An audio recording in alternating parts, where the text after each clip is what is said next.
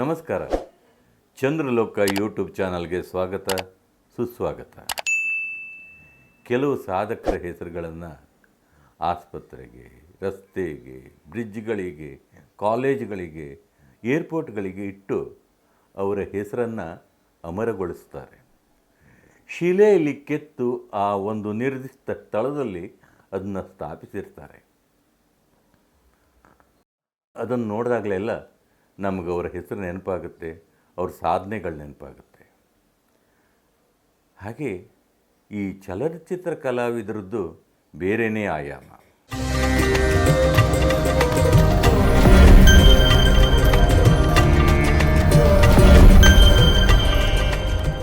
ಅವರ ಹೆಸರನ್ನು ಅಲ್ಲಿ ಇಲ್ಲಿ ಬಳಸ್ಕೊಂಡ್ರು ಈ ಪ್ರಪಂಚದಲ್ಲಿ ಚಲನಚಿತ್ರ ಎಲ್ಲಿಯ ತನಕ ಇರುತ್ತೆ, ಪ್ರಪಂಚದ ಯಾವುದಾದ್ರೂ ಮೂಲೆಯಲ್ಲಿ, ಯಾವುದಾದ್ರೂ ಚಾನಲಲ್ಲಿ, ಯಾವುದಾದ್ರೂ ಸೋಷಿಯಲ್ ಮೀಡಿಯಾದಲ್ಲಿ ಅವರು ಉಸಿರಾಡ್ತಾನೆ ಇರ್ತಾರೆ, ಮನೋರಂಜನೆ ಕೊಡ್ತಾನೆ ಇರ್ತಾರೆ. ನೋಡಿ, ಚಾರ್ಲಿನ್ ಚಾಪ್ಲಿನ್ ಗತಿಸಿ ಅರ್ಧ ಶತಮಾನ ಮುಗಿತಾ ಬಂದರೂ ಅವರು ಇವತ್ತೂ ನಮ್ಮ ಕಣ್ಣಿಗೆಲ್ಲಾದರೂ ಕಾಣ್ತಾನೆ ಇರ್ತಾರೆ. ಹಾಗೆ ಅಣ್ಣವರು, ವಿಷ್ಣುವರ್ಧನು, ಶಂಕರ್ನಾಗು, ಹೀಗೆ ಗಣ್ಯಾತಿ ಗಣ್ಯ ನಟರು ಇವತ್ತೂ ನಮ್ಮ ಪರದೆಯ ಮೇಲೆ ಉಸಿರಾಡ್ತಾ ಇರ್ತಾರೆ. ಅವರು ಅಮರ ಅಂತಲೇ ಹೇಳ್ಬೋದು. ಹಾಗೆ ಈ ಗಾಯಕರಿಗೆ ಇನ್ನೊಂದು ಆಯಾಮ ಇದೆ. ಸಂಗೀತ ಮನುಷ್ಯನ ಬದುಕಿನ ಒಂದು ಅವಿಭಾಜ್ಯ ಅಂಗನೇ ಆಗಿದೆ. ಮನುಷ್ಯ ಮಾತ್ರ ಅಲ್ಲ, ಸಂಗೀತಕ್ಕೆ ದೇವರು ಕೂಡ ಪ್ರಸನ್ನಗೊಳ್ಳುವುದನ್ನು ನಾವು ಸಾಕಷ್ಟು ಸಿನಿಮಾಗಳಲ್ಲಿ ನೋಡಿದ್ದೀವಿ, ಓದಿದ್ದೀವಿ, ಕೇಳಿದ್ದೀವಿ.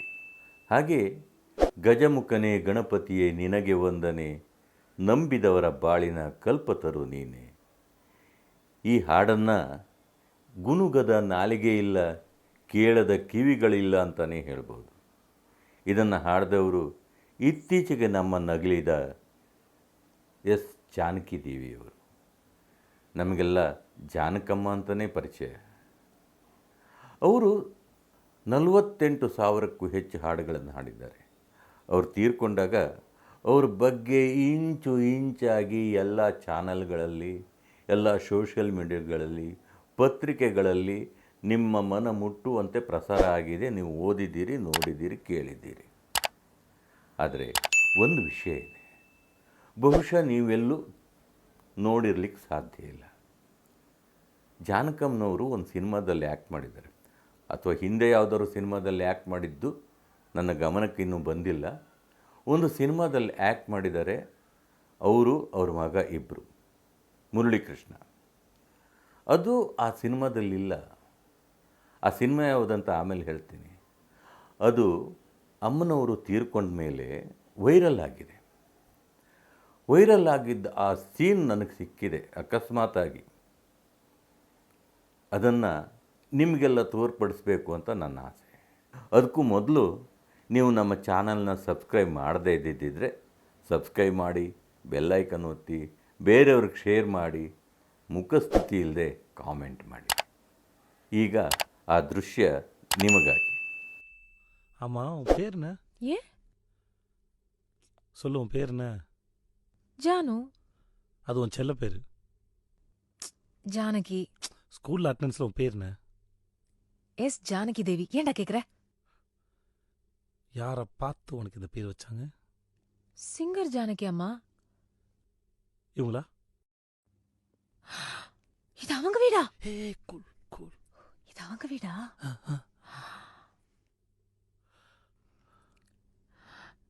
டே என்ன ஒரு போட்டோ எடுக்கிறியா?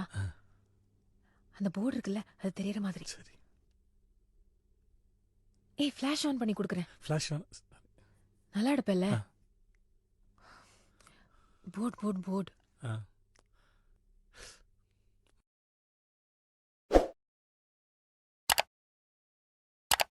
யார் நீங்க? எதுக்கு இங்கெல்லாம் போட்டோ எடுக்கிறீங்க? யாரப்பா நீங்க? நான் இங்க சென்னை தான்.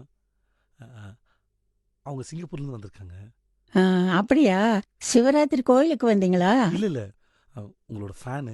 இந்நேரத்தில் உங்களை பார்க்க முடியாதுங்களா? உங்கள் வீட்டு மேலே ஒரு ஃபோட்டோ எடுத்துக்கலான்னு. ரொம்ப நல்லா பாடுவாங்க. உங்களோட பாட்டுனா உங்களுக்கு ரொம்ப உயிர். அப்போ ஏன் இங்கே நிற்கிறீங்க? உள்ளே வாங்க. நீ ரொம்ப நல்லா பாடுவேன்னு கேள்விப்பட்டேன். சூப்பராக பாடுவாங்க. ஓ, ஸ்கூலில் பாடி ப்ரைஸ்லாம். ஆஹா. ஆனால் உங்கள் பாட்டு மட்டும்தான் பாடுவாங்க. ஏன் பாட்டு மட்டுமா? ஆமாம். எனக்கு யமுனா பாட்டு ரொம்ப பிடிக்கும். ஆனால் பாட சொன்னால் பாட மாட்டாங்க. கேட்டால் அது உங்கள் பாட்டு இல்லைன்னு சொல்லுவாங்க. ஐயோ, என்னம்மா இது? யார் பாட்டானாலும் நல்ல பாட்டா இருந்தா பாடணும். என் பாட்டு மட்டும் பாடுறேன்னு வச்சக்கூடாது. பியூட்டிஃபுல் சாங்ஸ் ஏதாவது இருந்தா உனக்கு இஷ்டப்பட்ட சாங் பாடலாம். என் பாட்டை பாடணும்னு ஒன்றும் இல்லை கண்ணா. ஒரு சிங்கர் ஆனா எல்லாம் நல்ல சாங்ஸ் எல்லாம் பாடணும். ம்? அப்புறம் ஸ்கூல்ல பெஸ்ட் ப்ரைஸ் எல்லாம் வாங்கினேன்னு சொல்றாங்க. அப்போ உன் பாட்டு நான் கேட்கக்கூடாதா?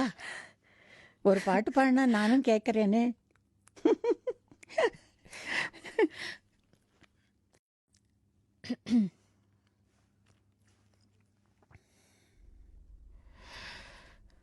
கோடையில் வாடாத கோவில் புறா காமனை காணாமல் காணும் கனா.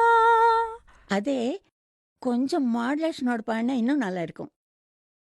கோடையில் வாடாத அத கோவில் கோவில் புறா காமனை காணாமல் காணும் கனா. அதை சேர்த்து பாடினா நல்லா இருக்கும். Try second time. கோடையில் வாடாத கோவில் புறா காமனை காமனை காணாமல் காணும் கனா. ஓகே. அப்புறம் விழிகளும் மூடாது விடிந்திடக்கூடாது, விழிகளும் மூடாது விடிந்திடக்கூடாது. கண்ணீதயம் என்றும் உதயம் இன்று தெரியும் இன்பம் புரியும். காற்று சுதிமிட்ட தாளம் ஜதி கூட்ட கனவுகள் எதிர்வரும் அனுபவம். பூமாலையே தோள் சேரவா. தோள் சேரு.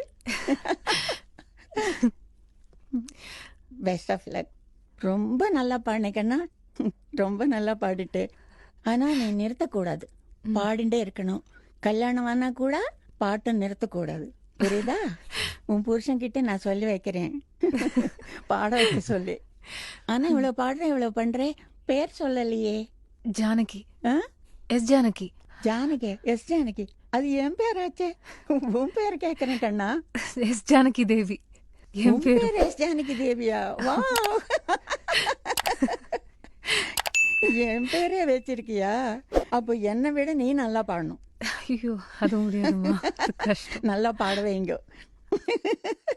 ಸಿನಿಮಾದಲ್ಲಿ ಈ ಸನ್ನಿವೇಶ ಇಲ್ಲ, ಇದನ್ನ ಕಟ್ ಮಾಡಿ ತೆಗೆದಿದ್ದಾರೆ. ಅದಕ್ಕೆ ಕಾರಣ ಗೊತ್ತಿಲ್ಲ, 1000 ಕಾರಣಗಳಿರುತ್ತೆ. ಆರ್ಟಿಸ್ಟ್ ಡ್ಯಾಮಿನೇಟ್ ಆಗ್ತಾರಂತನೋ ಅಥವಾ ಲೆಂತ್ ಆಯ್ತಂತನೋ ಇನ್ಯಾವುದೋ ಕಾರಣದಿಂದ ಕತೆ ಹೊಂದಿಕೆ ಆಗ್ತಾ ಇಲ್ಲ ಅಂತನೋ ಕಟ್ ಮಾಡಿರ್ಬೋದು. ಕಾರಣ ಗೊತ್ತಿಲ್ಲ, ಕಟ್ ಮಾಡಿ ತೆಗೆದಿದ್ದಾರೆ. ಅದೃಷ್ಟವಶಾತ್ ಅದು ನಮ್ಮ ಕೈಗೆ ಸಿಕ್ಕಿ. ಹಾಗೆ ಜಾನಕಮ್ಮ ಹೇಳ್ದಾಗೆ ಕೃಷ್ಣ ನನ್ನ ಹತ್ರ ಹಾಡಿಸ್ತಾನೆ ಅಂತ. ಹೌದು, ಅವರ ಕೊರಳಲ್ಲಿ ಕೊಳಲನ್ನಿಟ್ಟು 48,000ಕ್ಕೂ ಹೆಚ್ಚು ಹಾಡುಗಳನ್ನು ಹಾಡಿಸಿದ್ದಾನೆಂದರೆ ನಂಬಕ್ಕೆ ಸಾಧ್ಯ ಇಲ್ಲ. ಅದೊಂದು ಇತಿಹಾಸ. ಎಷ್ಟೋ ಕೋಟಿ ಜನಗಳಲ್ಲಿ ಒಬ್ರಿಗಂಥ ಭಾಗ್ಯ ಬರುತ್ತೆ. ಅದು ಅಮೃತತ್ವ ಅಂತಲೇ ಹೇಳ್ಬೋದು. ಕೊನೆಯದಾಗಿ ಅವರ ಆತ್ಮಕ್ಕೆ ಶಾಂತಿ ಸಿಗಲಿ ಅಂತ ಎಲ್ಲರ ಪರವಾಗಿ ಈ ಸಂದರ್ಭದಲ್ಲಿ ಕೇಳ್ಕೊತೀವಿ. ಹಾಗೆ ಇಷ್ಟೊತ್ತು ಈ ಕಾರ್ಯಕ್ರಮನ ನೋಡಿದ್ದಕ್ಕೆ ನಿಮಗೆಲ್ಲರಿಗೂ ಧನ್ಯವಾದಗಳು.